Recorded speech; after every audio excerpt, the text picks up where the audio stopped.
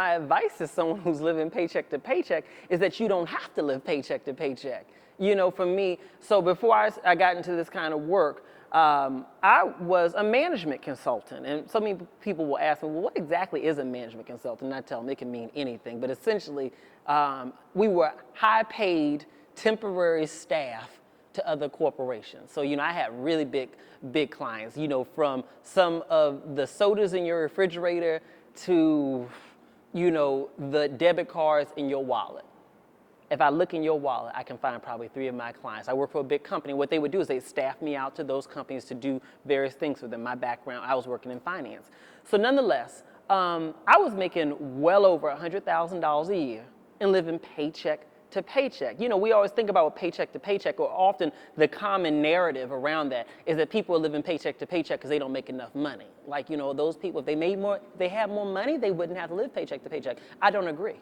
I think if you manage your expenses differently, you wouldn't be living paycheck to paycheck. The reality is that living paycheck to paycheck is not about how much money you make. It's about how you spend your money. You know, I do believe that you always should be pushing to make more money, building multiple revenue streams, but before you can do that, you still have a responsibility to manage how you spend your money better. You know, for me, if I look back on that time, if someone were to say, well, Malcolm, you kind of need to check your expenses. I remember, I think it was my mother who said to me, you should look at how you spend. And my excuse was, well, you know, I live in D.C. It's so expensive to live here. After you pay, you know, the mortgage and the car note and the this and the that, is very little left over. So I was making excuses. Well, let's take a step back.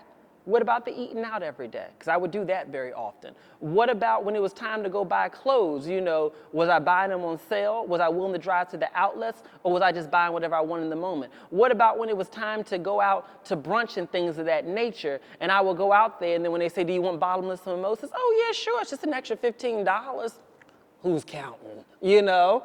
I would do all that kind of stuff. You know, I had this really big inflated lifestyle where even though I was making $100,000 and some odd a year, I was spending that exact amount of money. If I had one check not come in, the first thing I would have probably had to do was dip into the little tiny bit of savings I had, which was barely nothing.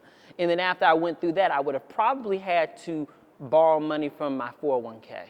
And if I would have depleted that, then it would have been calling my mother. And you know, my lifestyle, even back then, was bigger than my mother's lifestyle. I made more money than her. I surpassed the income that my mother made years ago. So, you know, a lot of us are living that way, where we've been fortunate enough to be able to build these careers, get education, do all these other things. And the reality is that we are sometimes the highest earning people in our circles and in our families. So if our ship starts to sink, no one's got a lifeboat big enough to save us, because we got big bills, you know? And so I take that to say that a lot of us can't afford to live paycheck to paycheck because we're our only support system at the end of the day. We're our only safety net. So if the idea of saving isn't sexy to you, fine. It doesn't have to be saving. It doesn't have to be sexy.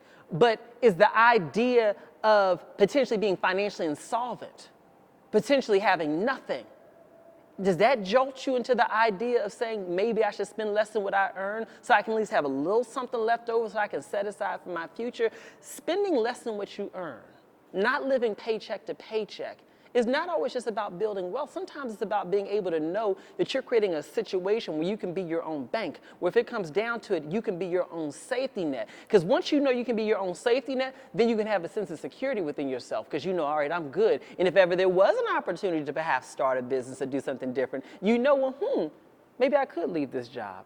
I got 8 months of savings here. Maybe I could afford to leave this job and give myself a try doing that business that I desire to do. A lot of people are not starting businesses and not doing the things that can build them unimaginable amounts of wealth. Let me tell you this, being a business owner is fabulous. It is fabulous. But a lot of people are not doing it, not because they're afraid, they're doing it because they can't. They're not doing it because they can't afford to. That's the reality. They're not becoming a business owner because they can't afford to.